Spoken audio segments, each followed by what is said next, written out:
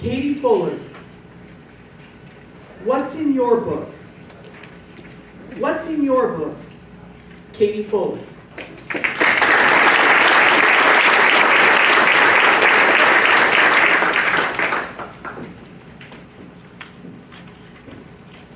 Oh, the places you'll go, says the words of Dr. Seuss, who inspired us all on this journey of possibilities. A journey of 1,000 miles that begins with your story. In fact, we all have a story, each and every single one of you.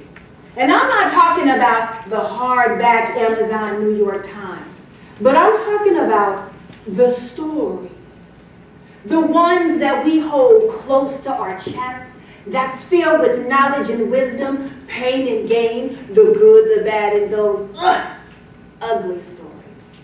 The ones that make us feel small and insignificant. And when we share them, yes, sometimes we feel shame. But take it from Maya Angelou, who once said, "There's no greater agony than bearing those stories, living on the inside of you." But I say, give that pain and agony a voice, but shh, listen to the stories that they tell. My fellow Toastmasters, honored guests, Madam Contest Master, what stories are hiding in your book? As an educator, I love a good story. I love a good book.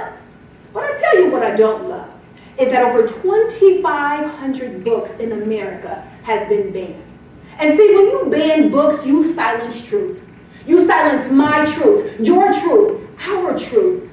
And this paradox reminds me all too well of my own silence, of how the vicissitudes of life tried to steal my voice and my story. But thank goodness for legends like Maya Angelou, who knew why the caged bird sings, or Alice Walker, who knew why the color was purple, while Michelle Obama was becoming. Because I didn't know that I was me.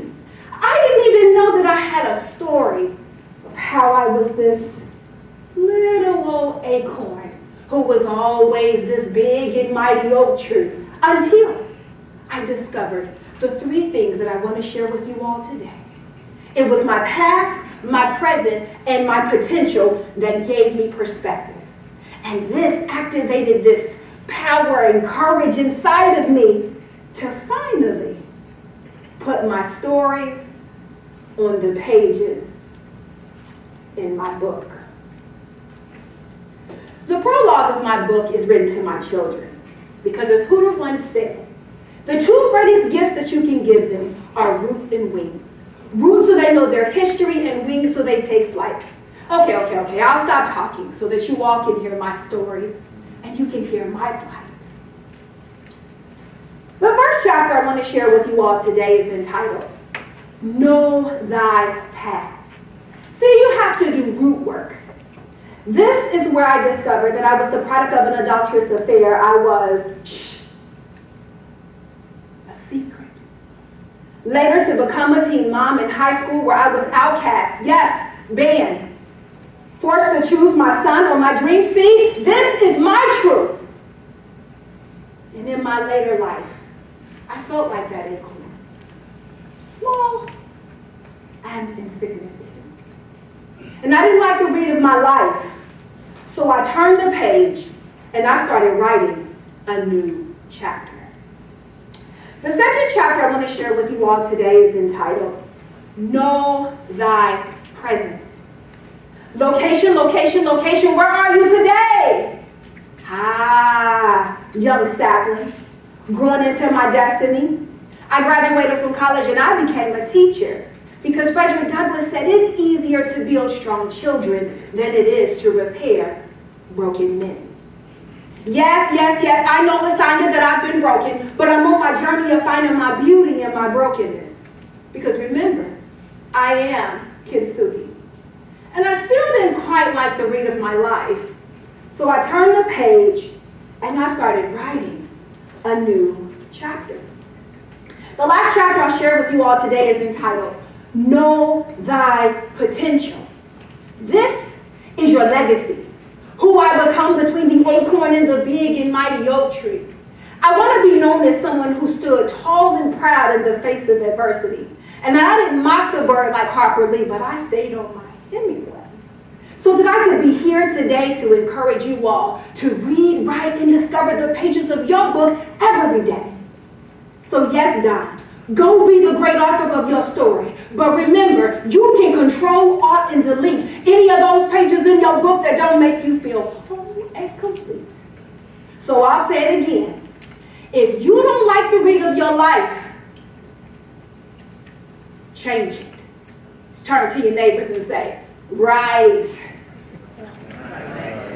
Yeah, because I'm thinking WTH. No. See, if you write it, then tell it, you can heal it. And this is what activated this power and courage inside of me to finally tell my story. So the epilogue of my book would tell you this. Life gives us all a story. Even calls us to be storytellers. And Toastmasters gives us the pathway to share.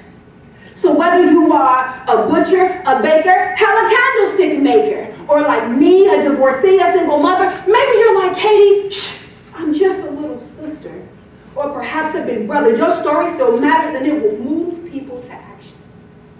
So don't silence your voice or ban your own book because it's your story to tell. So will you join me?